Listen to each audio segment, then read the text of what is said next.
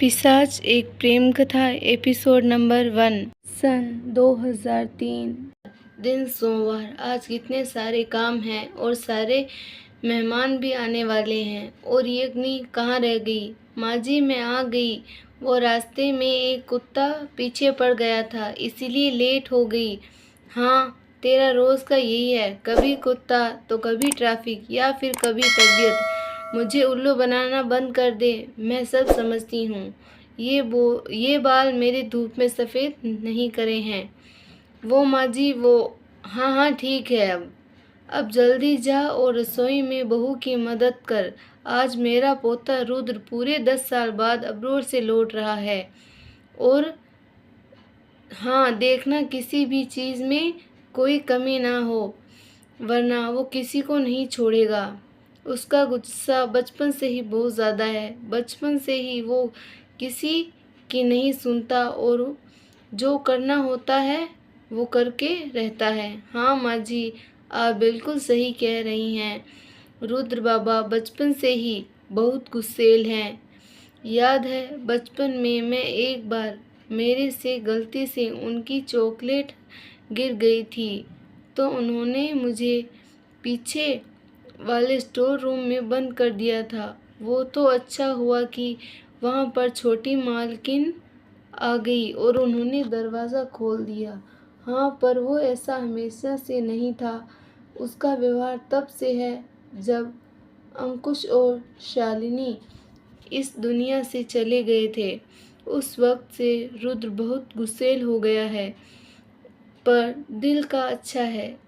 अग्नि मन में बुदबुदाते हुए कहती है, हाँ खाक अच्छा है। सबको पता है वो कितना शरीफ है। अगर उसे कोई घूर कर देख भी ले तो वह उसका बुरा हाल कर देता है। इतने में किचन से आवाज़ आती है, अग्नि तू कहाँ गई? मैं अब से तेरा इंतज़ार कर रही थी। अब जल्दी से आलू के पराठे बनाने में मेरी मदद कर। रुद्र को बहुत पसंद है। जी छोटी मालकिन आई। इतने में जयेश रुद्र का चाचा आता है। सारी तैयारियां हो गई रुद्र के स्वागत की। रुद्र की दादी से, हाँ जयेश मैंने भी सारे नौकरों से कह दिया है कि रुद्र के रहने के लिए सारे इंतज़ाम कर दिए जाएं और उसे किसी भी चीज़ की कमी या तकलीफ़ ना हो। आखिरकार वो इस घर का इकलौता वारिस है। भैया भाभी नहीं रहे तो क्या हुआ, हम तो हैं, हमारा तो कोई वारिस नहीं है। आगे इस घर का परिवार को और जिम्मेदारियों को वही तो संभालेगा। दादी हाँ मैं भी सोच रही थी कि इस बार वो आए तो उससे उसकी शादी की बात करूं और उसके लिए एक अच्छी सी लड़की देखकर शादी कर दूं और अपनी जिम्मेदारी पूरी करके छुट्टी पा लूं। आखिर ये बुढ़िया आखिर अब जिएगी ही कितनी। बस करिए माँ, आपको अभी बहुत जीना है और अपने परपोतों को भी तो खिलाना है। पहले रुद्र की शादी तो करें। मैं तो इतना समझा के थक गई हूँ कि जल्दी से यहाँ आए और शादी करके अपना घर बसाएं। पर वो है कि सुनता ही नहीं। कल वो पूरे 27 वर्षों का हो जाएगा। पहले के समय में तो सबकी शादी जल्दी ही हो जाती थी, पर अब ऐसा नहीं है और रुद्र तो शादी के नाम से ही चिढ़ता है। पता नहीं उसके भय में कौन सी लड़की लिखी है जो अब तक नहीं आई उसके जीवन में। माँ आ जाएगी, कोई तो होगी जो हमारे रुद्र के लिए बनी होगी। दादी हाँ शायद, डर और उम्मीद के भाव लाते हुए कहा। उसका कारण रुद्र का आक्रामक व्यवहार था। दादी अपने पोते को बहुत प्यार करती थी, पर उसके हर रूप से परिचित भी थी। उसमें रुद्र रुद्र नहीं रहा कर कोई और बन जाता था। पर कौन सा रूप है जिससे दादी डर रही हैं? सभी लोग रुद्र के आने पर स्वागत की तैयारियों में लगे हुए थे और सभी लोग बहुत खुश हैं। साथ ही रुद्र की दादी रुद्र की शादी के बारे में सोच रही है। तभी माँ जी लगते हैं रुद्र बाबा की गाड़ी आ गई। रुद्र बाबा आ गए दादी। आ गया मेरा रुद्र। छोटी बहू जल्दी से पूजा की थाल ले आना और हाँ दादी शक्कर भी ले आना। जी माँ जी अभी लाई। रुद्र प्रणाम दादी। दादी जीते रहो बेटा और अब मैं तुझे कहीं नहीं जाने दूंगी। बहुत रह लिया तू मुझसे दूर, अब तुझे यहीं रहना पड़ेगा। रुद्र जी दादी अब मैं यहीं रहूँगा हमेशा। चेहरे पर रहस्यमय मुस्कान लाते हुए जयेश आने में कोई परेशानी तो नहीं हुई ना रुद्र? और ड्राइवर सही समय पर तो पहुंचा था ना?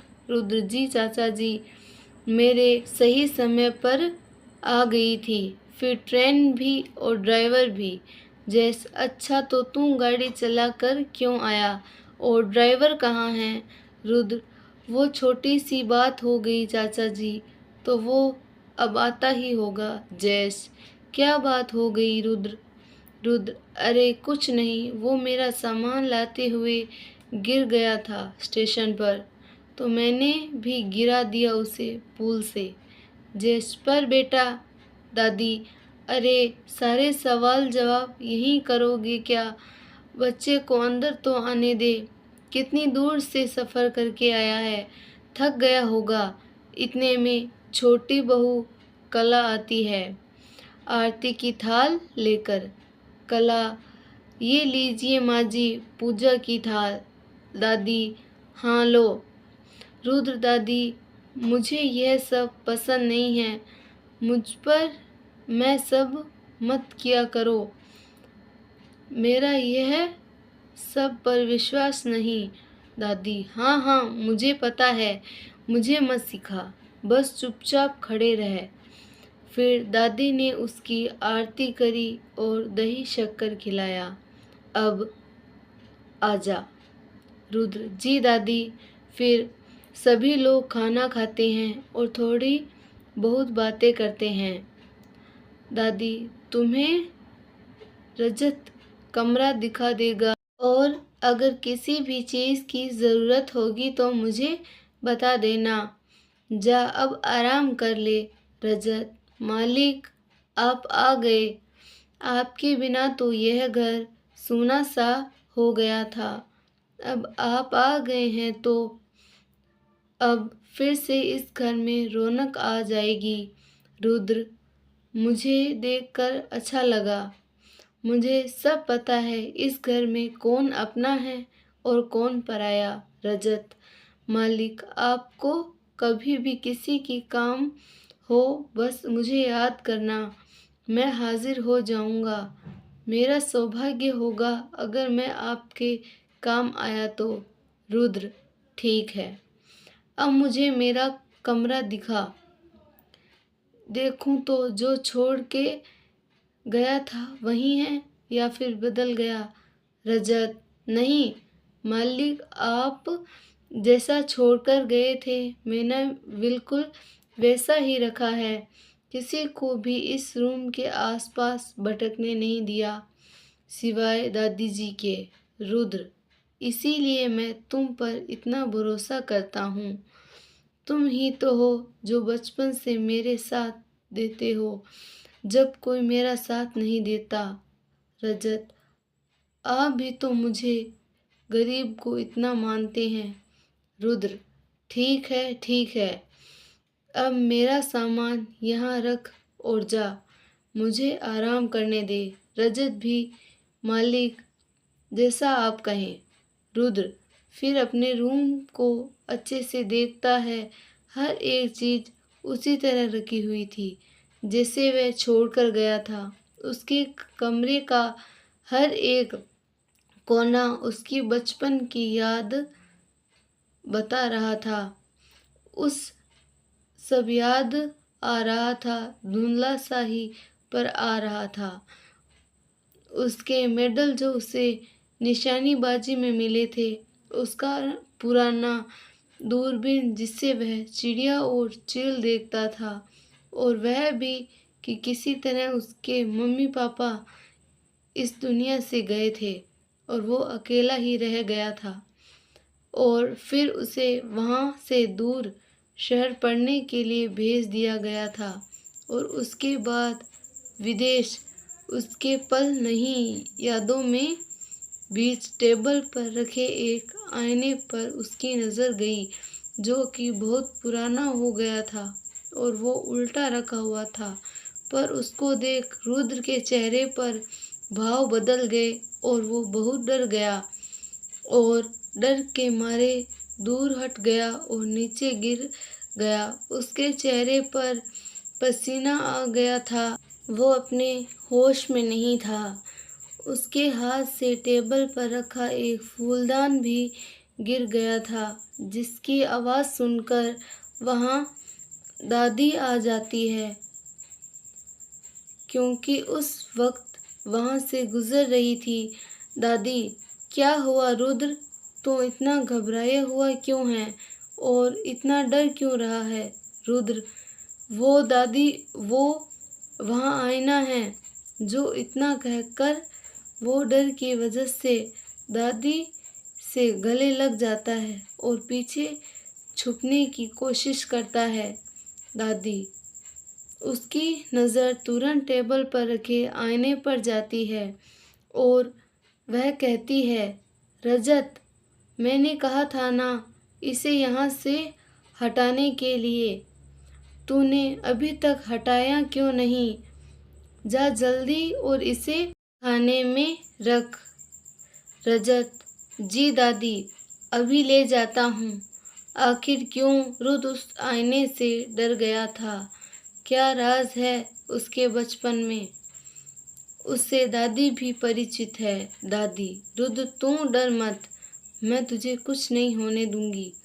इसे मैंने तय खाने में भिजवा दिया है। रुद्र डरते हुए वहाँ देखता है, फिर अपने आप को संभालते हुए, ठीक हूँ मैं नहीं डरता किसी से।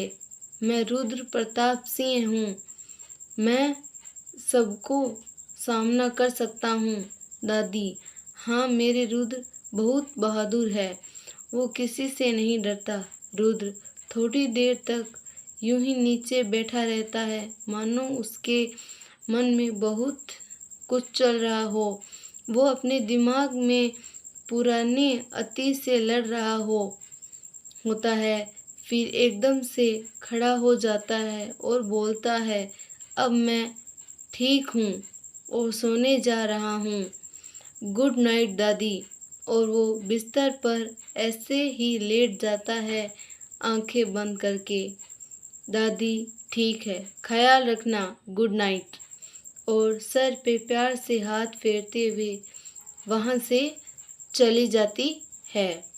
पर जाते जाते रजत को कहकर जाती है कि रुद्र का ध्यान रखना।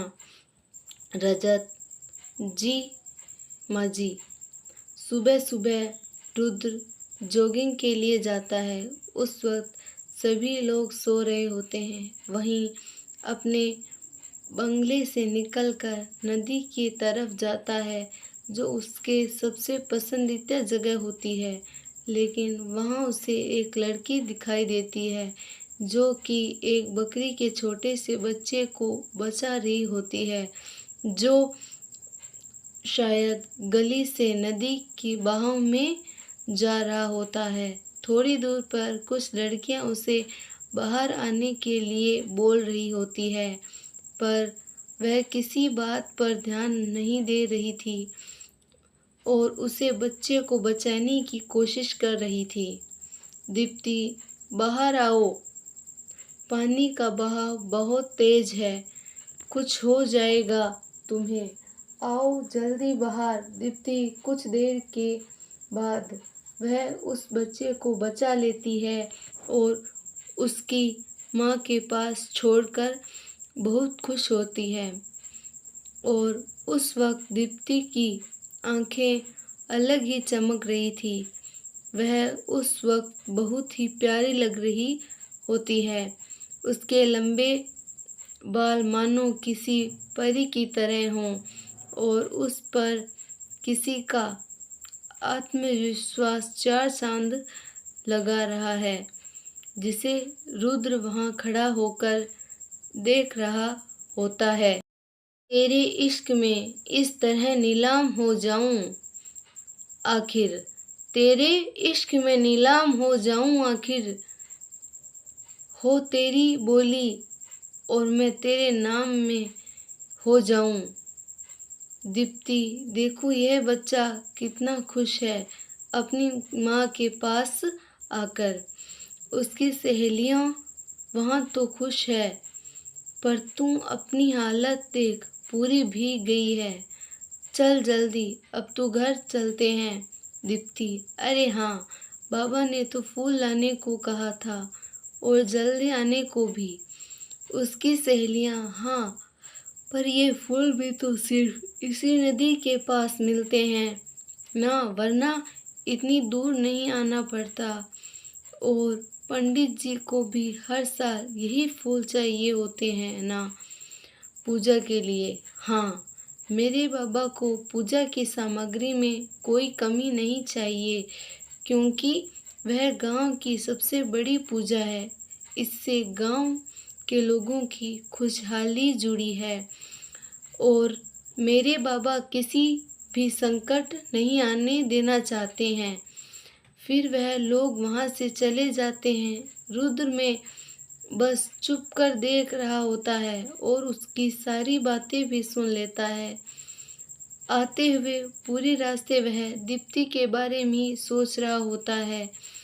किसी तरह वो अब घर पहुंच जाता है, उसे पता नहीं चलता। आकर वो सबसे पहले दादी से मिलता है। प्रणाम दादी जी, जीता रहे और हैप्पी बर्थडे। आज तेरा जन्मदिन है ना, तेरे लिए मैंने घर में पूजा रखी है।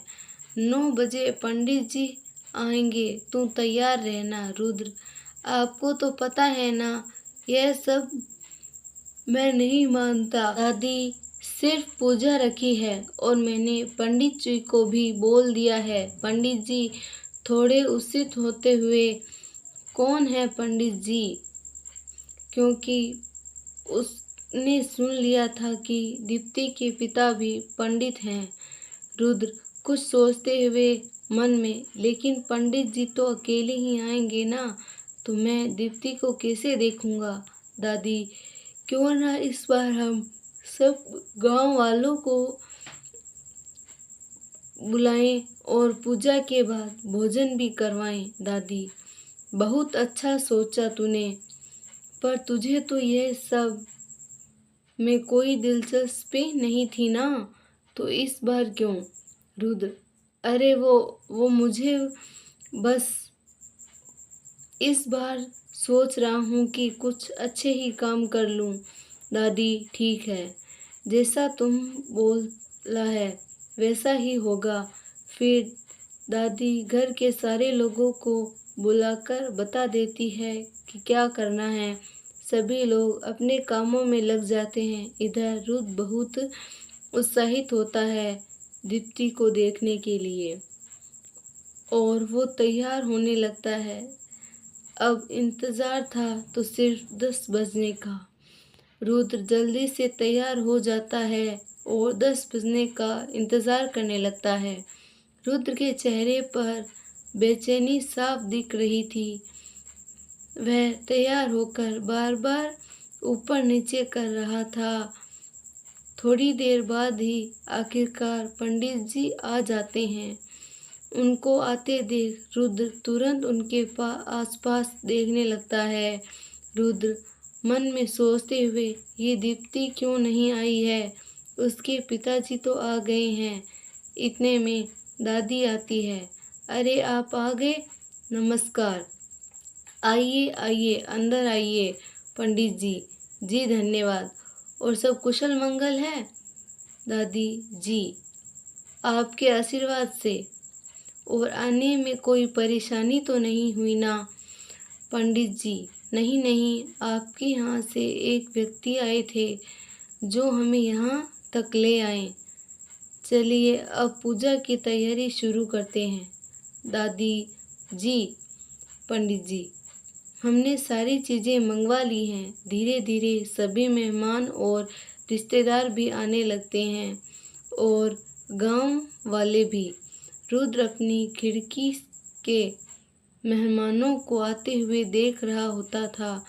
इतने में रजत रुद्र को नीचे बुलाने के लिए आता है। रजत चलिए मालिक, नीचे सब आपका इंतज़ार कर रहे हैं। रुद्र तुम चलो, मैं आता हूँ। रजत जी मालिक। ने चाहते हुए भी रुद्र को नीचे जाना पड़ता है, पर उसका मन तो कहीं और ही था। किसी के इंतज़ार में नीचे बहुत सारी समावट करी गई थी। बहुत सी लड़कियां आई हुई थी, बहुत ही खूबसूरत कपड़े पहने हुए, महंगे तोहफे लेकर। हर कोई रुद्र को देखने के लिए बेचैन था। हर कोई इस राज परिवार के अगले वारिस को देखने की चाह में आए थे, पर रुद्र की नज़र तो किसी और को ही ढूंढ रही थी। रुद्र आज बहुत खूबसूरत दिख रहा था। उसने सफ़ेद रंग की शर्ट, नीला कोट पैंट और हाथ में महंगी घड़ी, महंगे जूते पहने हुए थे। दिखने में मॉडर्न और स्मार्ट लग रहा था। उसके आते ही सब लोग उसे ही देख रहे थे और वो दीप्ति को ढूंढने की कोशिश। इतने में दीप्ति की सहेलियां भी आ जाती है, पर दीप्ति नहीं आती है। रुद्र उसकी सहेलियों को देख थोड़ा खुश होता है। उसे लगता है कि दीप्ति भी इन्हीं के साथ आई होगी, पर वह नहीं आई थी। कुछ देर इसी तरह इंतज़ार करने के बाद वह मायूस होकर ऊपर जा ही रहा होता है कि इतने में उसे कुछ आवाज़ सुनाई देती है। बाबा ये लीजिए आपका चश्मा, आप घर पर ही भूल गए थे, इसके लिए मुझे आने में देर हो गई। सॉरी पंडित जी। कोई बात नहीं बेटा, तुम मेरा कितना ख्याल रखती है। इतना सुनते ही रुद्र के लिए मानो पार्टी में सब शांत हो जाता है और सिर्फ दीप्ति ही दिखती है। उसके बाल उड़ते हुए और मुस्कुराते हुए गाल और प्यारा सा चेहरा जो भीड़ में भी चमक रहा था। यह सब देखकर रुद्र खो सा गया था।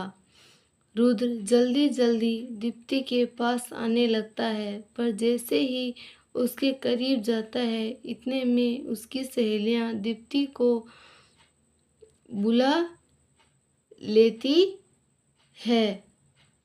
वह दीप्ति से बात करना चाहता था, पर यह शहर नहीं था। यहाँ पार्टियों में लड़का लड़कियों से बात करना साधारण था। यहाँ कहाँ की यहाँ एक अपरिचित हैं, पर गांव में लड़कियों से बात करना कोई साधारण बात नहीं है। यहाँ इसे गलत माना जाता है। पर यहाँ कुछ लोग शहर के भी आए हुए थे और कुछ गांव से। सभी लोग पार्टी में एंजॉय कर रहे थे और रुद्र चुपचाप सा था, बस दीप्ति को देखे जा रहा था। कुछ देर बाद दादी रुद्र के पास आती है। दादी रुद्र बेटा देख, यहाँ बहुत सी लड़कियाँ आई हैं। कोई बात, तेरी शादी की बात करूँगी। रुद्र जिसे मैं चाहूँगा वो दुनिया की सबसे खुशकिस्मत लड़की होगी, क्योंकि वह सिर्फ मेरी होगी, सिर्फ मेरी। रुद्र प्रताप सिंह की। दादी अच्छा, अगर उसने मना कर दिया तो क्या करोगे रुद्र प्रताप सिंह? रुद्र ऐसा कोई लड़की नहीं होगी जो रुद्र प्रताप सिंह से शादी करने के लिए मना कर दे। मेरे पास सब कुछ है, दौलत है, शोहरत है, इज्जत है, रुतबा है, और भी कुछ ऐसा है जो किसी के पास नहीं है। दादी, ठीक है, लेकिन याद रखना, इस जहाँ की हर चीज़ को खरीद सकता है और छीन सकता है, लेकिन दो चीज़ों को छोड़कर। रुद्र, वो क्या है दादी? दादी, एक तो है प्यार, दूसरा आत्मसम्मान। ये दोनों को ना ही खरीद सकते हैं, ना ही छीन। रुद्र, देख लेना दादी, मैं उसे भी खरीद के बता दूंगा एक दिन। इतने में एक औरत दादी के पास आकर किसी से मिलाने ले जाती है और दादी वहाँ से चली जाती है। और फिर वहाँ दो लड़कियाँ आती है रुद्र से बात करने के लिए। हाय रुद्र, मेरा नाम है अंजलि और मैं हूँ सुधा। याद है हम लोगों ने साथ में कॉलेज किया था दिल्ली में? रुद्र ज़्यादा ध्यान न देते हुए, हाँ, पर मुझे ज़्यादा कुछ याद नहीं है, क्योंकि 1 साल बाद ही मैं अमेरिका चला गया था। वो इन लोगों की बात इसलिए सुन रहा था सब, क्योंकि वहाँ से वो दीप्ति को देख पा रहा था। वो अपनी सहेलियों से हंस हंस कर बातें कर रही थी, बहुत प्यारी लग रही थी। पर वहीं कुछ लड़के खड़े थे जो दीप्ति की तरफ देख रहे थे और बातें कर रहे थे। रुद्र ने जैसे ही देखा उसे गुस्सा आ गया। वह तुरंत उन लड़कों को सामने जाकर खड़ा हो गया और उनके पास जाने लगा। वह लोग घबरा गया। रुद्र अपने पास आकर झूठी मुस्कान के साथ, जाकर खाना खाने का आनंद लीजिए, और कुछ दूर जाकर रजत को बुलवाया और बोला, इन लड़कों के बारे में सब पता कर लो। रजत, जी मालिक। इतने में रुद्र रजत से बात करता है। इतने में दीप्ति वहाँ से गायब हो जाती है और रुद्र को कहीं नहीं दिखती। रुख देखते हुए, अरे दीप्ति कहाँ गई? अभी तो यहीं थी। चारों तरफ ढूंढने के बाद वह हॉल के बाहर जाता है, जहाँ दीप्ति गार्डन के बाहर से अंदर लगे फूलों को और पत्तियों को देख रही थी।